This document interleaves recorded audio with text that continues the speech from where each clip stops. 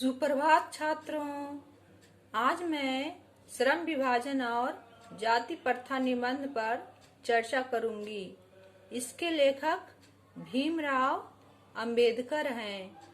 इस युग में भी जाति प्रथा के पोषकों की कमी नहीं है।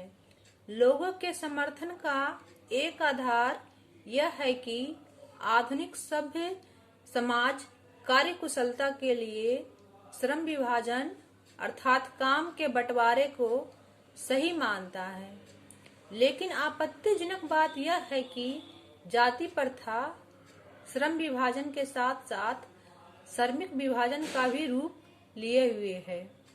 भारत की जाति प्रथा की एक और विशेषता यह है कि यह श्रमिकों का अस्वाभाविक विभाजन ही नहीं करती, बल्कि विभाजित वर्गों को एक दूसरे की अपेक्षा ऊंच नीच भी करार देती है, जो कि विश्व के किसी भी समाज में नहीं पाया जाता।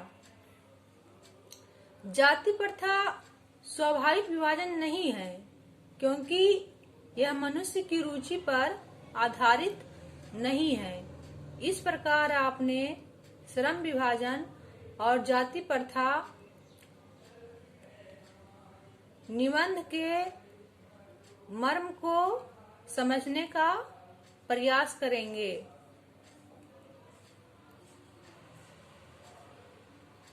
जाति प्रथा पेशे का दोषपूर्ण पूर्व निर्धारण ही नहीं करता, बल्कि मनुष्य को जीवन भर के लिए एक पेशे में बांध भी देती है।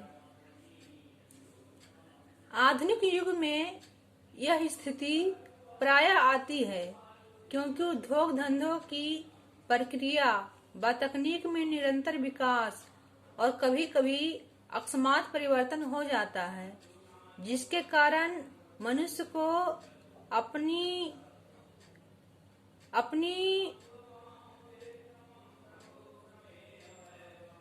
जीविका अर्थात पेशा को बदलने की आवश्यकता पड़ सकती है। और यदि प्रतिकूल परिस्थितियों में भी मनुष्य को अपना पेशा बदलने की स्वतंत्रता न हो, तो इसके लिए भूखों मरने के अलावा और कोई चारा नहीं रह जाता है।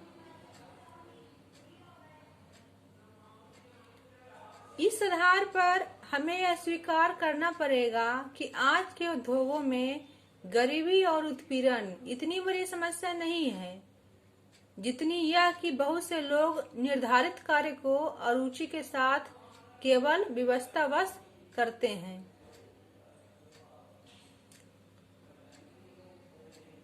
यह मनुष्य की स्वाभाविक प्रेरणा, रुचि व आत्मशक्ति को दबाकर उन्हें अस्वाभाविक नियमों में जकड़कर निष्क्रिय बना देती है।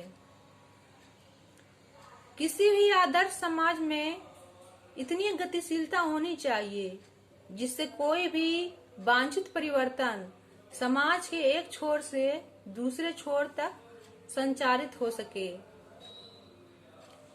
ऐसे समाज के बहुहित हितों में सबका भाग होना चाहिए तथा सबको उनकी रक्षा के प्रति सजग होना चाहिए। सामाजिक जीवन में अबाध संपर्क के अनेक साधन व अवसर उपलब्ध रहने चाहिए। तात्पर्य यह है कि दूध पानी के मिश्रण की तरह भाईचारे का यही वास्तविक रूप है, और इसी का दूसरा नाम लोकतंत्र है, क्योंकि लोकतंत्र शासन की केवल एक पद्धति नहीं है, यह सामूहिक जीवनचर्या की एक रीति है, समाज के सम्मिलित अनुभवों का मिलाजुला नाम है, आदान प्रदान का नाम है। इसमें यह आवश्यक है कि अपने साथियों के प्रति श्रद्धा व सम्मान का भाव हो।